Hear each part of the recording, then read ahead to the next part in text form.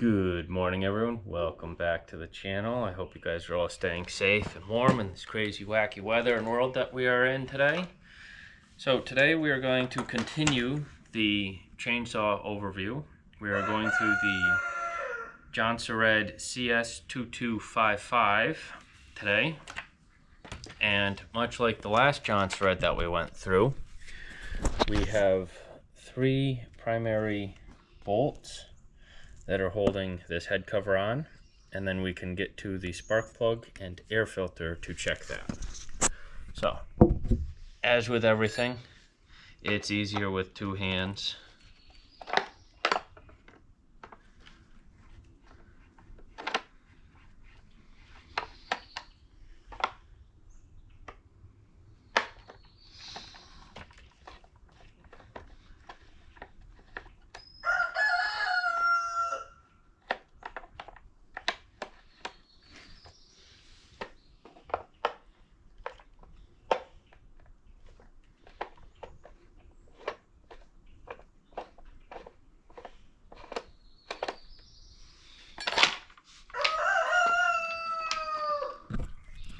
And now that we have that off, we have the spark plug wire, which I've already inspected. Right beside that, we have our decompression, which, yes, sometimes I do use that because this is a 56cc chainsaw. It's the biggest one I have. It works excellent. And then we have our air filter, which just pops off like that. You can inspect it. Inspect the carburetor, inspect the full functionality of all your switches and levers and trigger to ensure everything is good in there. Also, like I said in the last video, a lot of times while I'm doing this inspection, I will just have an air hose and just blow a lot of the crud around that's in there out, so that the air filter doesn't have to work as hard. There we go. Clip that back in.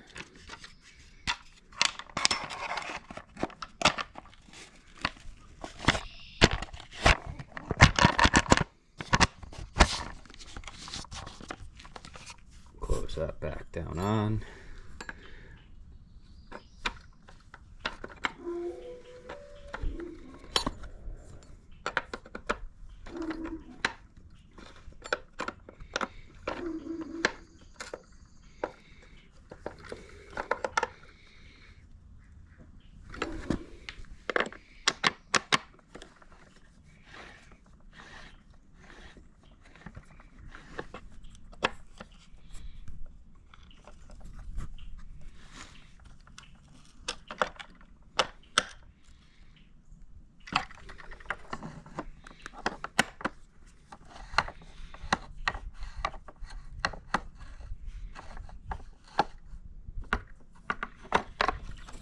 Of course, as with everything, it's easier with two hands. So now, unlike other chainsaws, this has my adapter to jump onto the wood splitter. So I will have two 9/16 wrenches to loosen that double nut. And then there are different variants of this that you could make where you don't have to take this off completely. However, the one that I made, I have to take this adapter off completely in order to take the blade and the chain off. Let me adjust you so you can see a little bit better.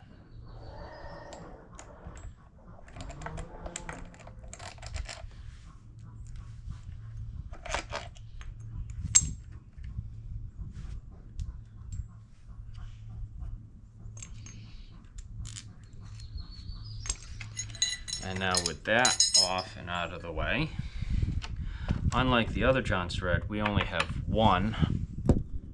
There we go. We only have one nut holding this on, and our adjustment screw is over here. So there are pros and cons to that. which I will not be getting into today. We're just going to take this off. Make sure that that is clicked back, otherwise the brake will hold that locked on.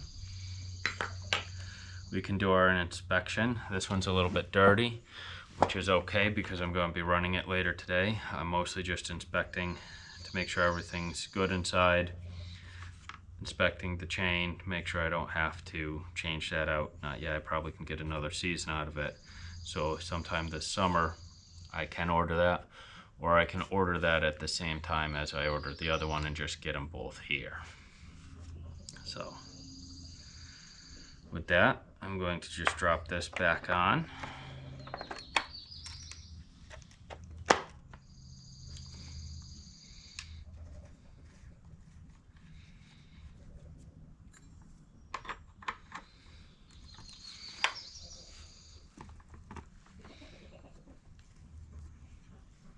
Now again, before I tighten fully and before I put this on, I will check the adjustment of my chain. Tighten it a little bit.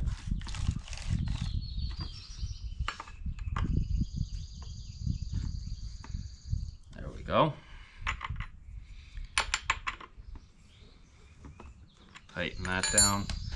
And now for most saws, that's all you need to do. If I was going to use this out in the woods, that's where I would stop. I'm going to give her a test pull, make sure she pops, make sure I put everything back together properly, make sure the chain works properly, and then throw the adapter back on.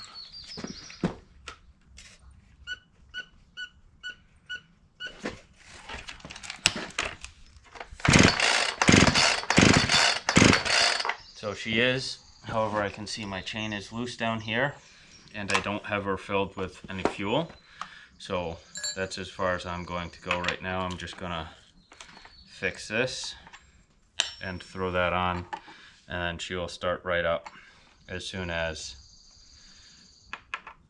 I throw some fuel and bar and chain oil in her.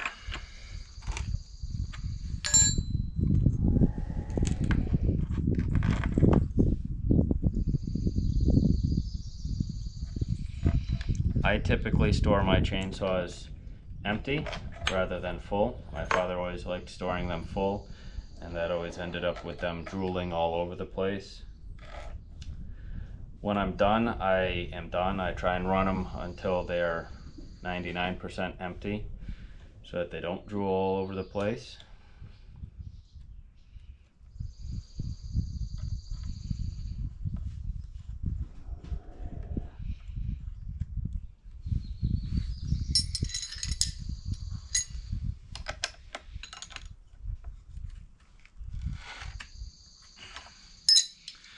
There you have it. That chainsaw is good to go. Just needs to get fueled up. So we will add